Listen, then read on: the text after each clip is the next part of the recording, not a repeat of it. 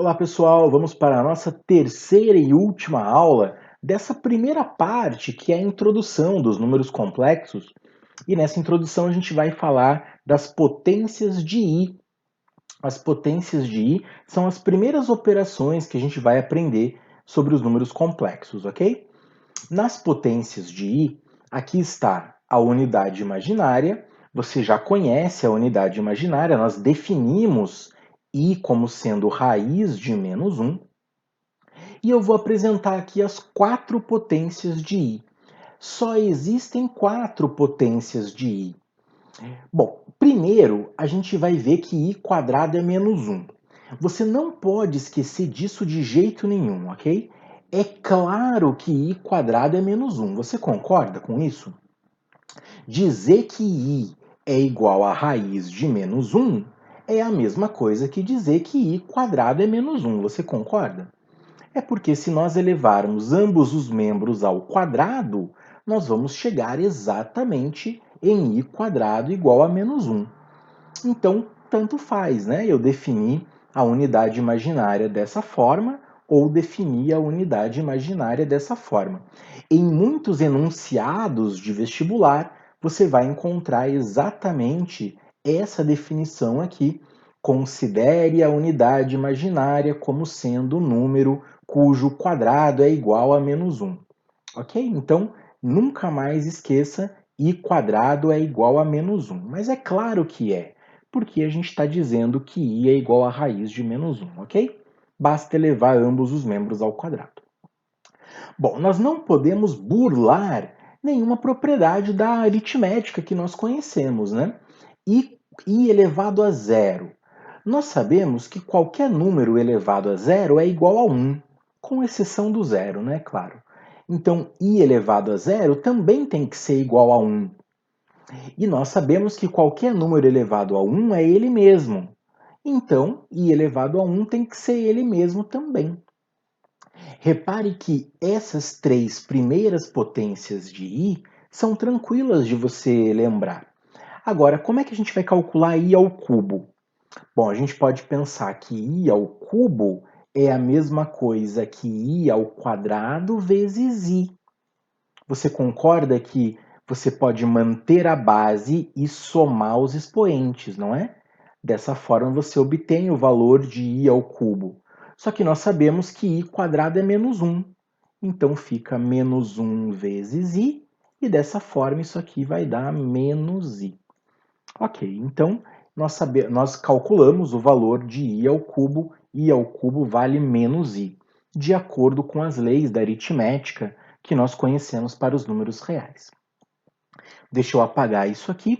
Então essas são as quatro, vamos chamar de as quatro primeiras potências de I, ok? Agora, se eu quiser calcular I à quarta, eu posso seguir com a mesma ideia e calcular como se fosse I quadrado vezes I quadrado. Porque somando os expoentes vai dar I à quarta, né? Isso vai dar -1 vezes -1. E repare que volta exatamente a ser a primeira potência. Se eu quiser calcular I à quinta, eu posso fazer I à quarta vezes I elevado a 1. E daí volta a ser exatamente o I... Opa, passou aqui um pouquinho. Volta a ser exatamente o I elevado a 1. Então, isso aqui, nós temos uma espécie de ciclo. Nós temos uma repetição dessas quatro potências toda vez que a gente vai calculando as próximas potências. I elevado à quarta volta a ser o I elevado a zero. O I elevado à quinta volta a ser o I elevado a 1 e assim por diante. O I elevado à sexta volta a ser o I quadrado e assim por diante, né? Pode pôr os três pontinhos aqui e isso vai repetindo. Então, como é que a gente escreve isso matematicamente? Escrevemos assim, ó. I elevado a n é a mesma coisa que o I elevado ao resto da divisão de n por 4. Então você pode calcular, claro, isso a gente está considerando o n como sendo um número inteiro e positivo, né? Não estamos trabalhando com frações aqui, com expoentes fracionários, e nem com expoentes negativos. Então, por exemplo, i elevado a 106. Ora, pega o 106 e divide por 4. É só isso. Você vai trabalhar com o expoente dividido por 4, porque nós sabemos que de 4 em 4 as potências repetem. Esse 26 aqui é o quociente, 4 vezes 26 dá 104, mas é esse resto que importa. Esse resto é o importante. O que significa esse 2? Esse 2 significa esse 2, olha só. Ou seja, i elevado a 106 é a mesma coisa que i ao quadrado.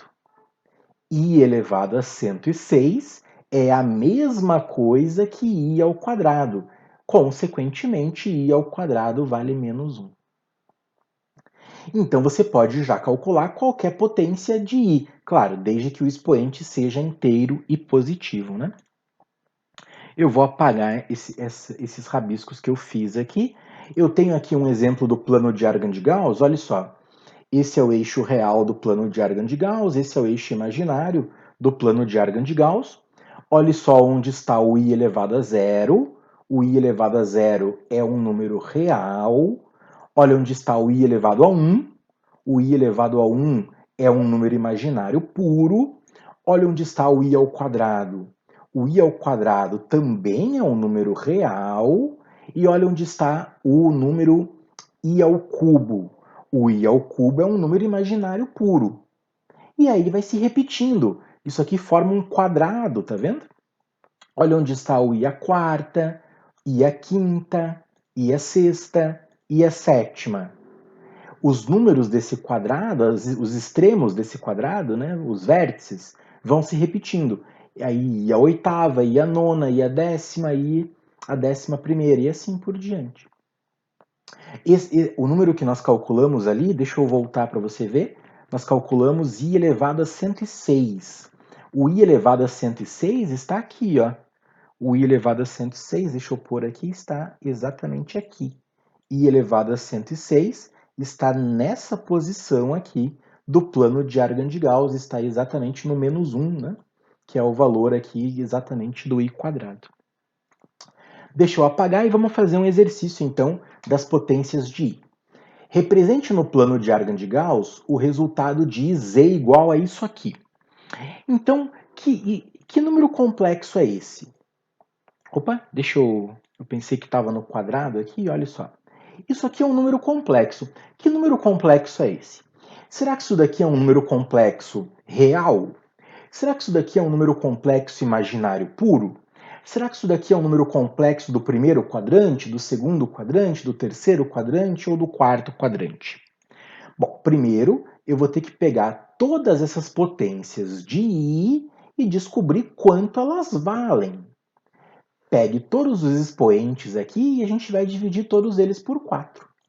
203 por 4, 204 por 4, 205 por 4, 206 por 4 e 207 por 4. Bom, 203 por 4 dá 50, porque 4 vezes 50 é 200, né? Então sobra 3. Aí agora muda o quociente para 51. 4 vezes 51 dá 204, resto 0.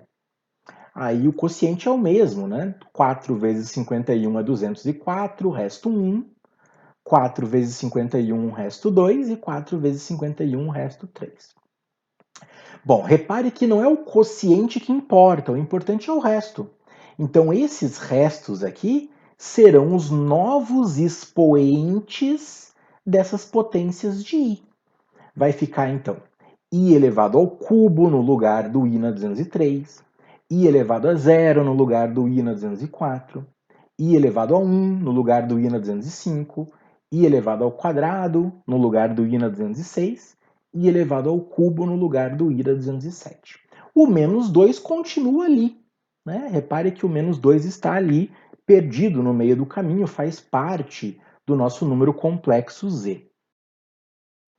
Ok, então dessa forma, quanto vale i ao cubo? I ao cubo vale menos i. Nós já aprendemos o valor de i ao cubo. Quanto vale i elevado a zero? Qualquer número elevado a zero vale 1, com exceção do zero. I elevado a 1, qualquer número elevado a 1 é ele mesmo. Você troca por i. I ao quadrado é menos 1, é a definição do número imaginário puro. I elevado ao cubo, de novo, vale menos i. E o menos 2 a gente vai repetir. Então, na próxima linha, apareceu todo mundo. Eu posso cancelar os números que repetiram aqui, ó. Mais 1 com menos 1 cancela, menos i com menos i cancela. E permita-me colocar o menos 2 antes, né? Repare que a ordem das parcelas não altera a soma. Eu tenho aqui menos i menos 2, eu só vou colocar menos 2 menos i, não faz diferença nenhuma. Eu só quis representar assim porque nós estamos acostumados a colocar a parte real na frente da parte imaginária, né? É só a maneira de representar que nós estamos acostumados. A parte real deste número complexo é menos 2. A parte imaginária deste número complexo é menos 1. E agora sim nós podemos então representar... Opa, deixa eu apagar essas rabisqueiras que eu fiz aqui. E agora então nós podemos representar no plano de Argand de Gauss. Aqui está o eixo real, aqui está o eixo imaginário. E agora sim, menos 2 é a coordenada horizontal, menos 1 é a coordenada vertical, e aí sim aqui está o ponto, menos 2 e menos 1, é a representação em par ordenado, né? E menos 2, menos 1 aqui, menos 2 menos i, perdão, esse é o número complexo. Esse é o número complexo que não é real, este número complexo não é imaginário puro, este é um número complexo que está no terceiro quadrante do plano de Argand de Gauss.